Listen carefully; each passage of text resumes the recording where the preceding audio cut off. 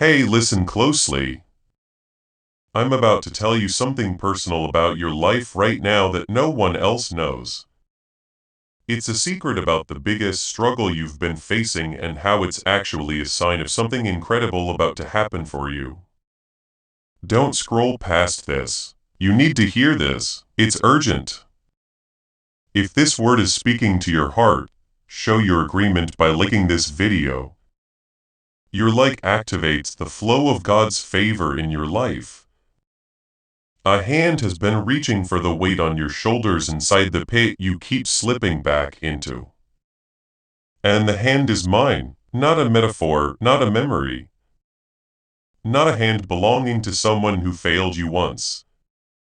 Mine extended into the very situation that has been swallowing your ankles for months.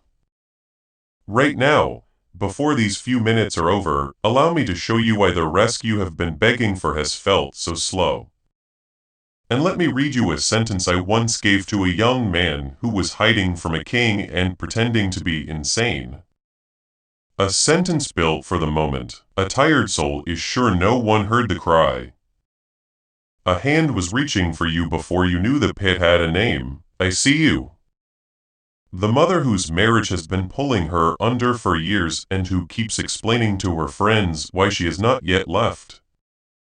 Even as she sinks an inch deeper every conversation, I am near.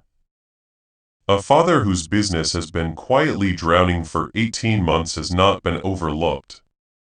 The young one in the room whose addiction has not been the one anyone notices, because it does not look like that. Addictions her family was trained to spot. And the chair he sits in at 400 in the morning to look at the numbers is a chair I have sat down next to many times. Has not been alone in that room. The older one whose grief over a son's choices has become a quicks and the rest of the family has stopped trying to pull him out of I never stopped trying. Each of those situations is real. Each of those rooms is a room I have been inside. The neighbor whose anxiety has had a hand on her throat since the diagnosis came back.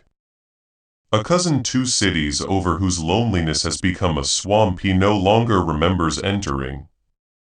A friend whose debt has begun to feel less like a problem and more like a climate.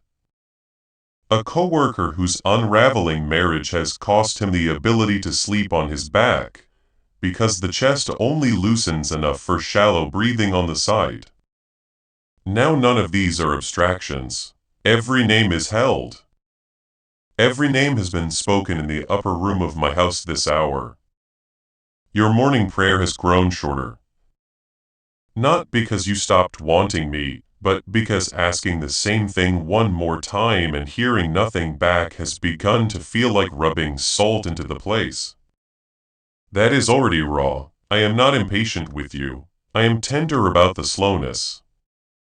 There is a difference between a father who notices the sinking and a father who is annoyed about how long it has taken the sinking one to call out. And I am not the second kind.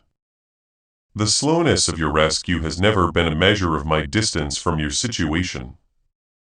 The slowness has been the way bedrock comes up under a buried foot. Pit floors come up gradually. The hand has been on your wrist the whole stretch. Place one foot flat on the floor underneath you and let the floor press back against the sole. Just one foot. Notice how the floor returns the pressure you give it without negotiation, without checking your worthiness, without asking what kind of week you have had. The floor holds because that is what floors do. Stay with the foot for a few extra seconds. A body remembers what a mind forgets. The floor pressing up under you is a small daily echo of the bedrock that is pressing up under everything you cannot see. A long stretch of your inner life has been spent inside a single question. Is he going to do something? 6 words on a loop in the chest at 300 in the morning at the red light in the shower in the pew. Honest words. They are not faithless words. They are what a soul asks when it has been under the same water for too many seasons and has begun to wonder whether help has any intention of arriving. Allow me to answer without dismissing the asking. I am doing something. I have been doing it. The doing has not had the shape you were watching for. You have been scanning the horizon for an event, a single dramatic reversal that would announce itself with thunder and end the situation in one today afternoon. My doing is rarely a single today afternoon. My doing is most often a hand under your elbow across 1,000 small today. Each one keeping you upright when the suction of the pit was strong enough to take you down to the bottom. The fact that you are still standing inside this hour to ask the question is part of the doing. Strength inside the next breath you are about to take is the doing. A chest that opened this video instead of closing it forever is the doing. My quiet work has been happening at a frequency your eyes were not trained to see. This dread that the rescue will not come did not assemble itself inside you on its own. It was passed down. A child learns to brace for the rescue not coming because in some early room the rescue did not come. A parent stayed out late. A teacher looked the other way. A sibling laughed instead of helping. Each small unrescued moment in childhood wires the body to expect in adulthood that the cry will rise and the ceiling will absorb it. So your nervous system is not being faithless when it doubts that help is on its way. Your nervous system is repeating the only data it was given. Allow me to lay down newer data right beside the old. You were also taught somewhere across the road of your formation that I rescue the deserving ones first. That if you had been a better believer, the help would have come faster.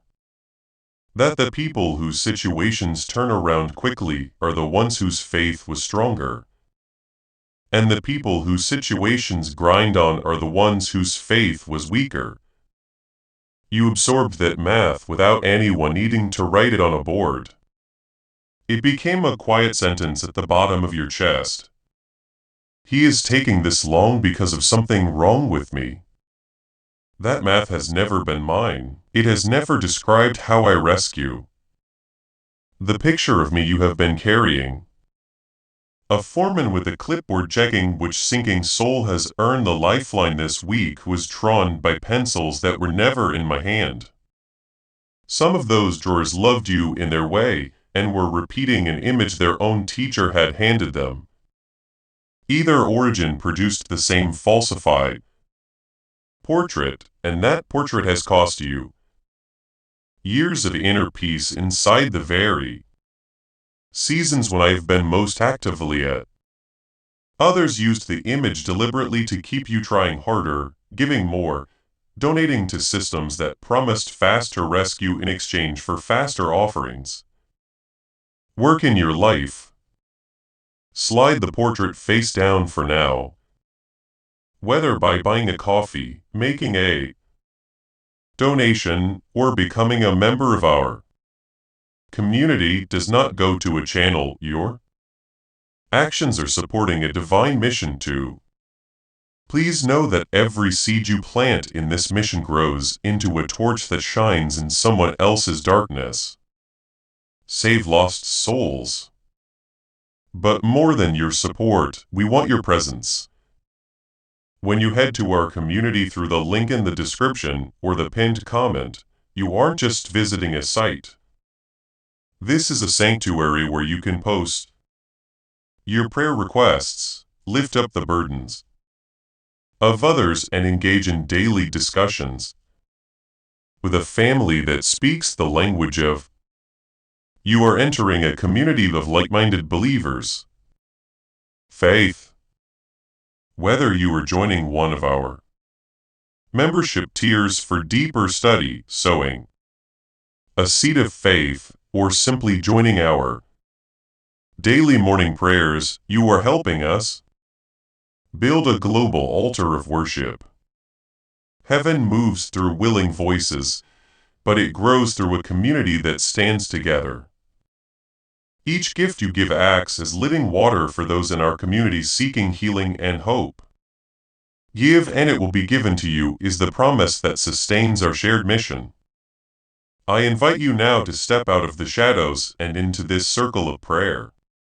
Come with purpose, join the conversation, and plant your seed in fertile ground. Let's open the heavens together. Release your seed today. Join our community and see what God brings back into your life. I will describe how I actually pull a person out. A rescue from heaven rarely arrives the way a Hollywood rescue arrives. No slow motion shot, no swelling string section. Most often, a rescue for me is a hand that arrived years before you noticed it had arrived.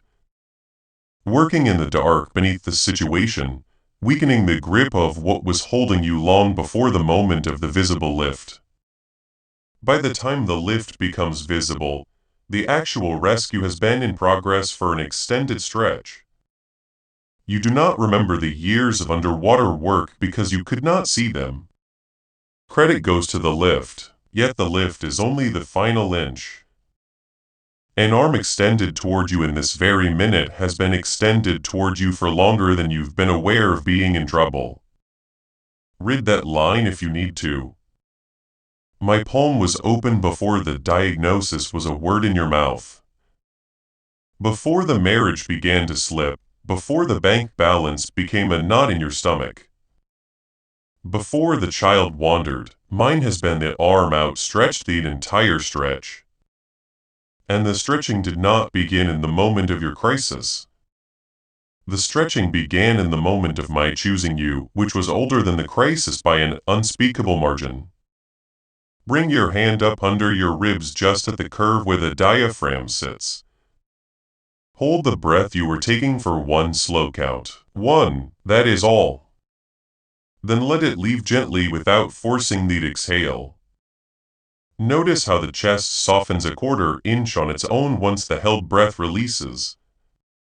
That small softening is your body recognizing a hand it had not yet allowed itself to feel.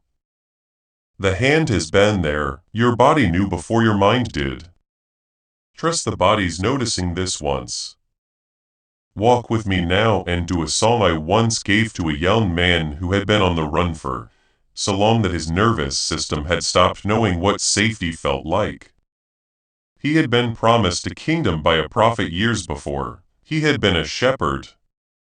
He had played the harp in the court of a king who had then turned and tried to spear him to the wall during a private concert. By the time the events of this particular song took place, he was so far past the end of his strength that he did something no respectable warrior in his tradition would have ever recorded in a public. He had been hunted across the desert for years. Document. He was running from his own people and he crossed into the territory of a foreign king named Achish of Gath. The very city that had produced Goliath, the giant he had killed years earlier as a boy. The servants of Achish recognized him immediately. They went to their king and said, "This is the man whose victory songs include the line that he killed his 10 ants." The young man heard them say it. He understood in that small overheard sentence that his life had reached an end he could not negotiate his way out of. He had no army. He had no friend in the room. He had no plan. So he made himself look insane. He scratched at the doors of the gate. He let saliva run down into his beard. He performed madness in front of a foreign king so convincingly that the king turned to his servants and said, "Do I not have enough madmen of my own already that you would bring another one into my..." He banged his head against the walls of the guard room. House. The king released him. The young man stumbled out of the city alive, walked into a cave called Adullam, and sat down to compose the song I'm bringing you to now. The song does not open with the king he tricked. The song opens with me. He could have written, I escaped by my wits. He could have written, I outsmarted them with the saliva trick. He did not. He sat down inside that cave and wrote, I sought the Lord, and he answered me. 11 verses in, he set down the sentence I want you to hear now. Chapter 34:17. When the righteous cry for help, the Lord hears and delivers them out of all their troubles. Move through it slowly with me. Each phrase carries more weight than a fast reading can lift off the page. Hear the first phrase.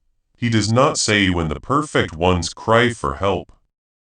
He does not say when the dignified ones cry for help. The righteous in his vocabulary were the ones who turned toward me with their honest cry, including the cry of a man, with spit on his face and dignity in the. He does not say when the impressive ones cry for help. Just behind him.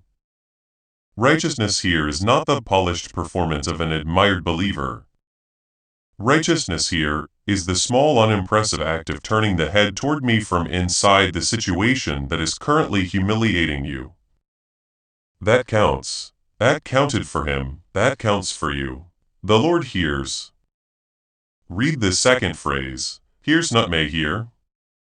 Not as likely to hear if the cry is loud enough. Not will hear once the petitioner has cleaned up first. Here's the verb is settled. It has no asterisk. There is no clause attached that would allow it to be true. Only on some todays every cry of a soul turning toward me has reached me intact. Yours included. The one spoken at 300s in the morning into a pillow nobody else could hear. The ones murmured in a parking lot because the inside of the car was the only place you could let the whale come up. The ones that were not even words yet, only a tightening of the chest with my name almost forming on the tongue. All of them reached me. None of them got lost in the transmission and delivers them. Read the third phrase. The verb is active. It is not tries to deliver. It is not considers delivering if the situation calls for it. Delivers heaven is in motion the moment the cry leaves you. You have been picturing my hearing of your prayer as if it were a letter sitting on a desk waiting for a reply. The hearing of your prayer is itself the first step of the deliverance. The two are not separate events. The moment the cry registers in the upper room, the rescue begins to move through the lower rooms. You do not always see it begin. The body of the rescue is often miles ahead of the visible part of the rescue by the time the visible part of the rescue arrives out of all their troubles. Read the final phrase. He does not say out of the trouble of your choosing. He does not say out of the trouble you have ranked as most urgent.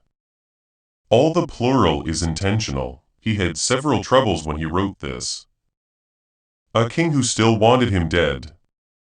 A band of distressed and indebted men who had begun gathering to him in the cave.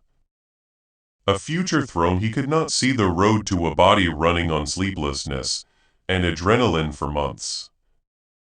All of them, plural. The deliverance he was singing about was not surgical. It was a rescue that addressed the whole tangle. Even the parts of the tangle he could not name yet. That is the kind of rescue I work. I do not deliver one strand and leave the rest knotted around your ankles.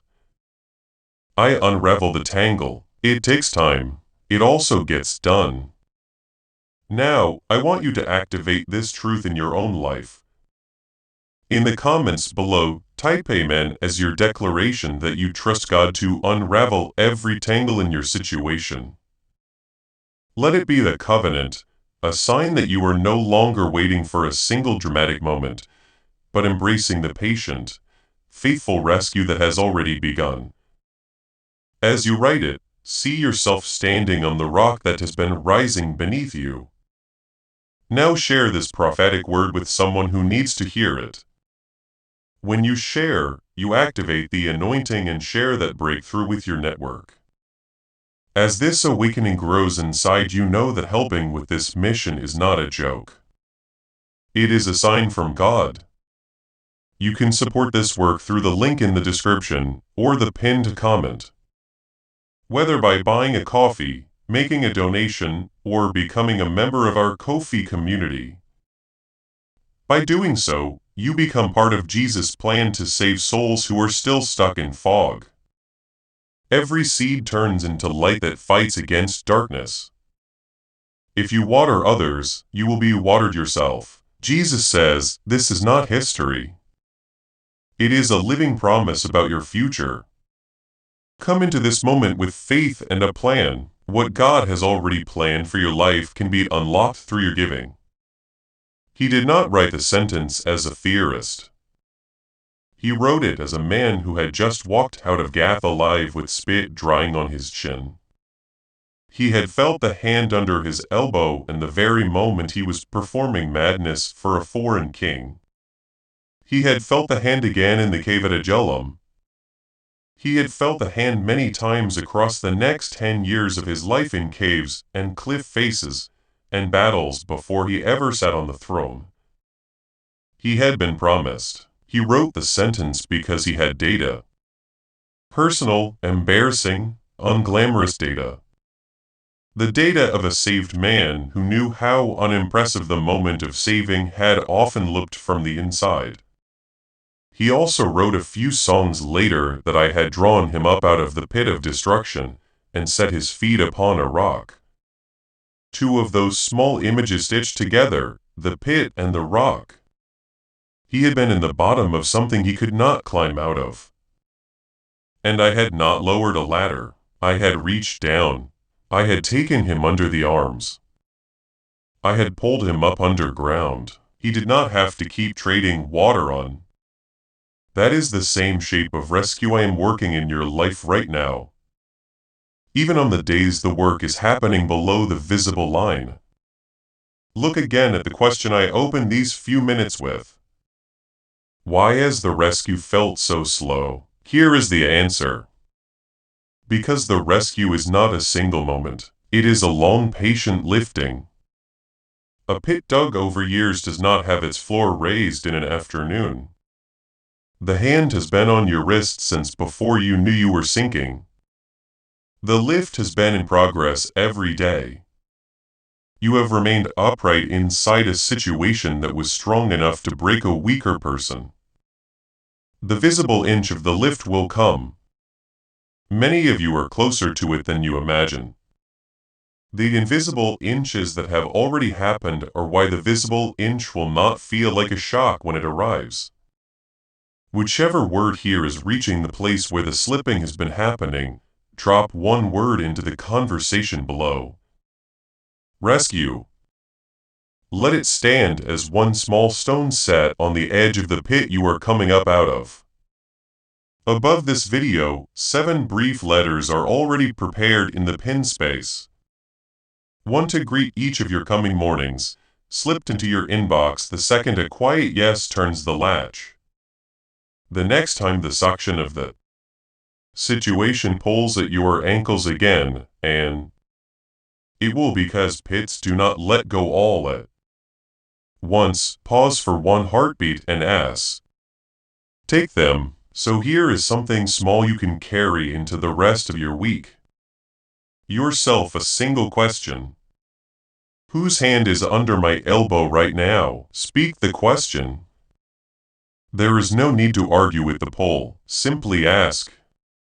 The answer comes back the same every time. Mine is under your elbow. Mine has been there since before you fell. Then exhale a fraction longer than you inhaled and step into the next ordinary minute with the answer folded against the inside of your shirt. A second beat to the practice when you have a quieter moment. After you ask the question and the answer arrives, do not bolt past it. Sit inside the answer for 3 unhurried breaths.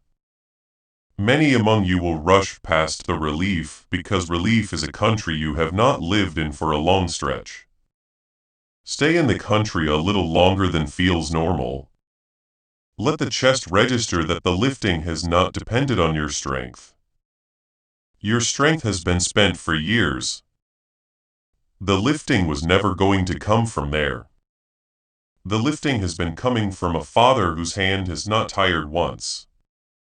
Each time the situation seems to take a small step backward, a setback, a relapse, a piece of bad news that drops a foot back into the pit you thought you had stepped. A third movement, softer still.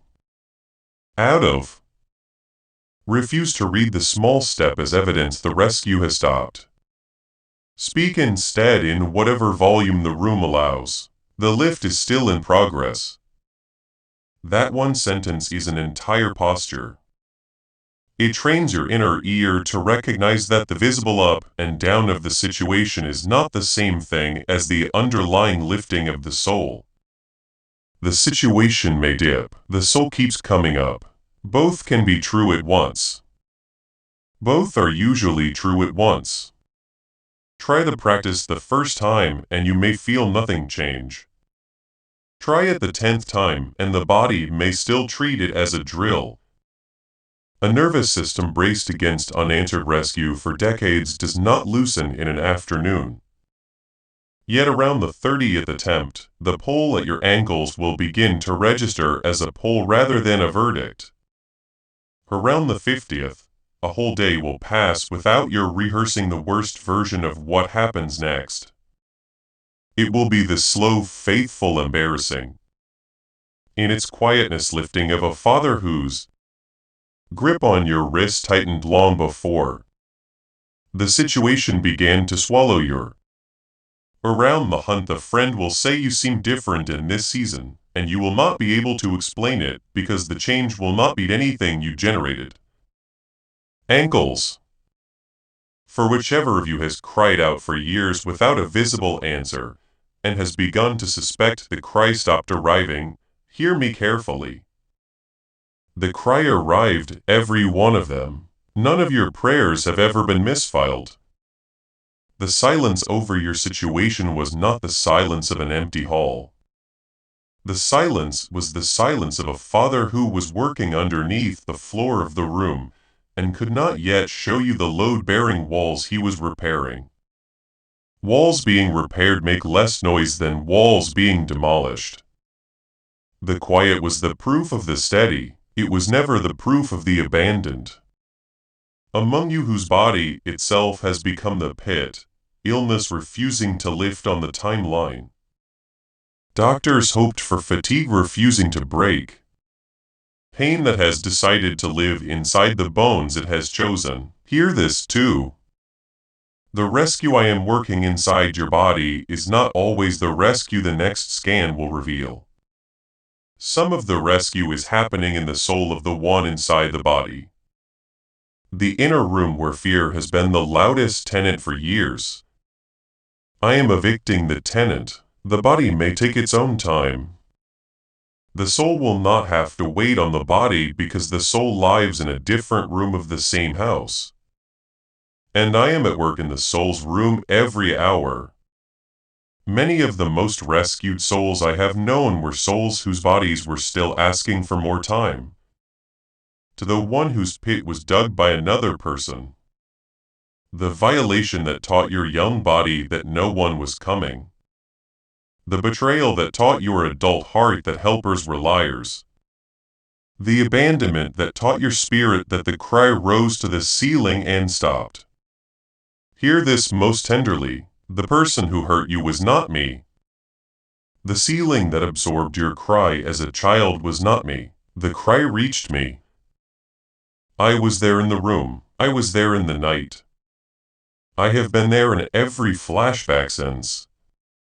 The hand that did not come at the time you needed it most was not my hand withholding. It was the failure of a creature who should have shown up. I did show up. I show up. I am the one who has been holding what no one else thought to hold. And the holding has been going on through every dark season your memory still flinches at. For whichever of you is afraid that this rescue too will fail because every previous rescue failed, hear me. The previous rescues were not mine. They were the rescues you tried to build with your own hands, or the rescues a friend promised and could not deliver, or the rescues a system sold you for a fee and walked away from once the fee was paid. Those rescues had failure built into their materials. The materials of mine were tested on a hill outside Jerusalem 2,000 years ago, and they held the weight of every sinking soul that has ever asked for. Mine is built of different materials. Them since. They held the weight of a young man with spit in his beard, hiding in a cave. They will hold yours. Carry one short line with you. The arm that found you first. Stitch it into the lining of the next ordinary days you walk. Say it under your breath at the red light. Name it in the quiet at the kitchen sink. Press it against the inside of your ribs when the old fear of going under again tries to drag its chair back to your table. A line stays true whether your week confirms it yet or not. My arm asks for no verification. A pit floor coming up beneath your foot needs no supervision from you. Both belong to me and mine. They will stay. You are about to enter your divine future. But remember, this breakthrough is not for you alone. Your testimony is the bridge someone else will use to reach their own miracle. Archangel Michael is inviting you to visit community through the link in the description or the pinned comment. Whether by buying a coffee, making a donation, or becoming a member of our community does not go to a channel. Your actions are supporting a divine mission to save lost souls. By joining our like-minded community, you are no longer praying in isolation. You are adding your voice to a global sanctuary where we discuss the word daily and stand in the gap for one another. This is not poetry when Jesus says give and heaven will open over you on this platform. Every seed you plant turns into oil for your destiny, fire for your calling, and a hedge of safety for your family. Now is your time. Step into our community prayer wall. Share your heart, and as you give, watch God multiply what you let go of.